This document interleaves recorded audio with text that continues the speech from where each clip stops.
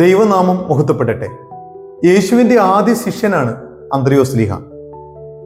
യോഹന്നാൻ സ്നാപകന്റെ പ്രസംഗം കേട്ട് മാനസാന്തരപ്പെട്ട ഒരു കൂട്ടം യുവാക്കളിൽ ഒരാൾ. ഒരിക്കൽ യേശുവിനെ ചൂണ്ടിക്കാണിച്ചുകൊണ്ട് യോഹന്നാൻ സ്നാപകൻ പറഞ്ഞു, ഇതാ ദൈവത്തിന്റെ കുഞ്ഞാട് എന്ന്. അന്ത്രയോസ് യേശുവിനെ അനുഗമിച്ചു. ഒരു രാത്രി യേശുവിനോട് കൂടെ പാർത്തു. വീട്ടിൽ ചെന്നിട്ട് തൻ്റെ സഹോദരനായ ശീമോനോട് യേശുവിനെ കുറിച്ച് പറഞ്ഞു. പത്രോസിനെ യേശുവിന്റെ അടുക്കിലേക്ക് എത്തിച്ചത് അന്ത്രയോസ് ശ്ലീഹയാണ്.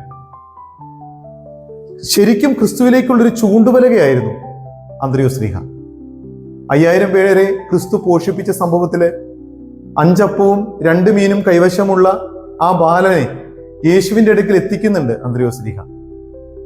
യവനന്മാർ യേശുവിനെ കാണാൻ ആഗ്രഹിച്ചപ്പോ യവനന്മാരെ യേശുവിന്റെ അടുക്കിലേക്ക് എത്തിച്ചതും ശ്ലീഹയാണ്. പല രാജ്യങ്ങളിൽ അദ്ദേഹം സുവിശേഷം അറിയിച്ചു. അനേകം രോഗികളെ സൗഖ്യപ്പെടുത്തി. അനേകം പേരെ ക്രിസ്ത്യാനികളാക്കി. ക്രൂശിക്കുവാൻ പിടിക്കപ്പെട്ടപ്പോ അദ്ദേഹം അവരോട് യാചിച്ചു, എൻ്റെ നാഥനായ ക്രിസ്തുവിനെ പോലെ ക്രൂശിക്കപ്പെടുവാൻ എനിക്ക് അർഹതയില്ല, അതുകൊണ്ട് ഗുണചിഹ്നം പോലെയുള്ളൊരു ക്രൂശിൽ എന്നെ ക്രൂശിച്ചാൽ മതിയെന്ന്. അങ്ങനെ അദ്ദേഹത്തെ പിടിച്ച് ക്രൂരമായി പ്രഹരിച്ച ശേഷം ഗുണചിഹ്നം പോലെയുള്ള ഒരു ക്രൂശിൽ വരിഞ്ഞു മുറുക്കി കെട്ടുകയാണ്.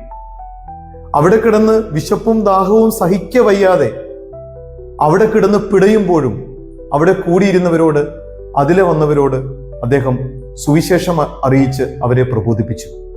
അങ്ങനെ രക്തസാക്ഷി മരണം വരിക്കുകയാണ്.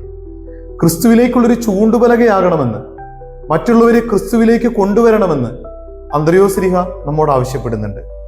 ക്രിസ്തുവിനെ നമുക്ക് അനുഗമിക്കാം, യഥാർത്ഥ സുവിശേഷ വാഹകരാകാം. ദൈവം അനുഗ്രഹിക്കട്ടെ. ആമേൻ.